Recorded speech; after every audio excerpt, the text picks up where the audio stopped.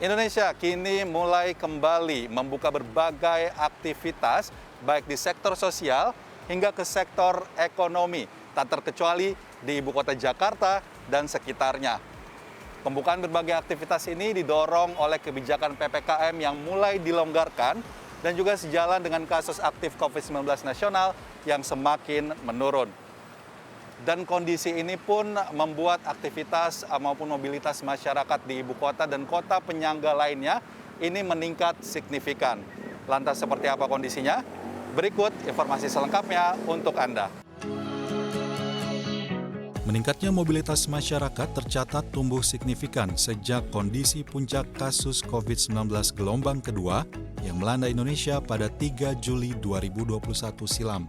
Berdasarkan data dari TomTom Traffic Report, pertanggal 19 Oktober 2021, indeks kemacetan Jakarta mencapai 40% dari sebelumnya di angka 8% pada awal kebijakan PPKM di tanggal 3 Juli 2021.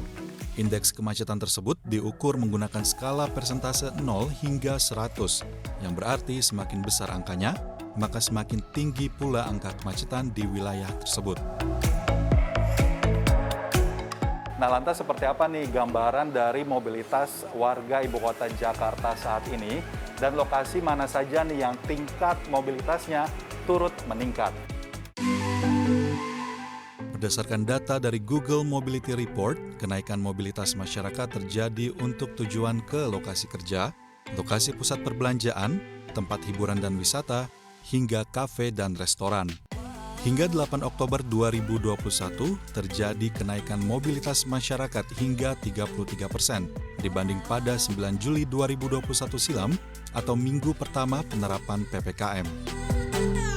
Lebih rincinya, aktivitas ke lokasi kerja meningkat hingga 22%, mobilitas ke lokasi taman atau pantai di Jakarta hingga 29%, hingga kenaikan aktivitas sebesar 33% ke lokasi retail atau pusat perbelanjaan dan pusat rekreasi. Hal serupa juga terjadi pada kenaikan mobilitas masyarakat ibu kota Jakarta sebesar 27% yang menuju ke stasiun dan terminal. PT Kereta Komuter Indonesia atau KCI mencatat di masa PPKM level 4, jumlah penumpang komuter lain atau kereta rel listrik hanya mencapai 200.000 penumpang perharinya. Namun, selama sepekan terakhir, jumlah penumpang angkutan moda transportasi massal bagi warga ibu kota ini rata-rata mencapai 385.000 penumpang perharinya atau meningkat hingga 2 kali lipat. Vice President Corporate Communication KCI, Anne Purba menjelaskan, peningkatan jumlah penumpang ini sejalan dengan dibukanya berbagai aktivitas di ibu kota Jakarta, khususnya bagi karyawan yang mulai bekerja dari kantor atau work from office. Meski demikian, ia menyebut jumlah penumpang tersebut masih sangat rendah, yakni hanya sebesar 35% dibanding jumlah penumpang di masa pra-pandemi yang dapat mencapai 1 hingga 2 juta penumpang per harinya.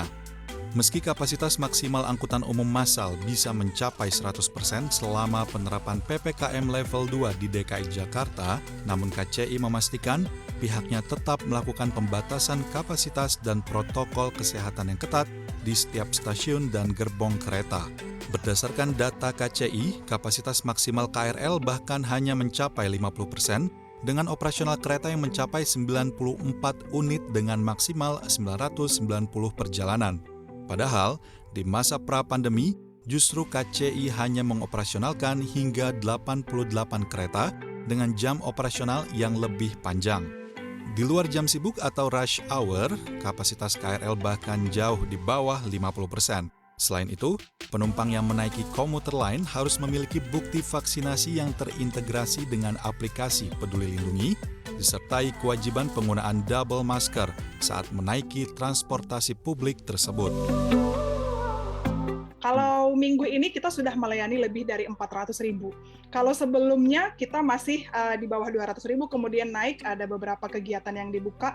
Ini sejalan dengan beberapa kebijakan pemerintah. Jadi kalau ditanya minggu ini seperti apa, kita sudah melayani lebih dari 400.000 penumpang per hari, dan ini menunjukkan bahwa memang kita melihat bahwa pertumbuhan volume penumpang ini juga seiring dengan dibukanya beberapa aktivitas, baik perkantoran kantoran, restoran, ataupun kegiatan lainnya. Sementara itu, untuk mengurangi peningkatan mobilitas masyarakat yang menggunakan transportasi pribadi, Ditlantas Polda Metro Jaya resmi menerapkan pemberlakuan ganjil genap di DKI Jakarta yang berlaku di sejumlah jalan utama seperti Jalan Jenderal Sudirman, Jalan MH Tamrin, hingga Jalan HR Rasuna Said. Kebijakan ganjil genap pun diperkirakan menjadi salah satu faktor meningkatnya penggunaan transportasi massal di Jabodetabek seperti KRL yang dinilai lebih tepat waktu dan lebih murah. Nah, selain komuter lain, PT Transportasi Jakarta atau Transjakarta kini mulai menerapkan kebijakan dengan kapasitas maksimal penumpang sebesar 100% dari sebelumnya kapasitas maksimal penumpang sebesar 50%. Direktur Operasional Transjakarta Prasetya Budi menyampaikan kebijakan tersebut sebagai tindak lanjut dari kebijakan PPKM level 2 di Ibu Kota Jakarta. Meski melayani pelanggan secara penuh, Transjakarta memastikan pelanggan masih diwajibkan untuk mengikuti aturan pencegahan penyebaran COVID-19, seperti bukti telah melakukan vaksinasi hingga wajib penggunaan masker. Ya, optimisme warga ibu kota kini semakin kuat, seiring dengan tren kasus COVID-19 yang terus melandai, disertai dengan mulai pulihnya berbagai aktivitas sosial dan ekonomi. Namun, kondisi ini diharapkan tak membuat lengah masyarakat. Literasi hingga kolaborasi antara pemerintah dan masyarakat perlu dilakukan untuk memerangi COVID-19 dan tetap harus dipertahankan guna mengantisipasi timbulnya kembali lonjakan kasus COVID-19 di kemudian hari. Dari Jakarta, Tim Liputan CNBC Indonesia.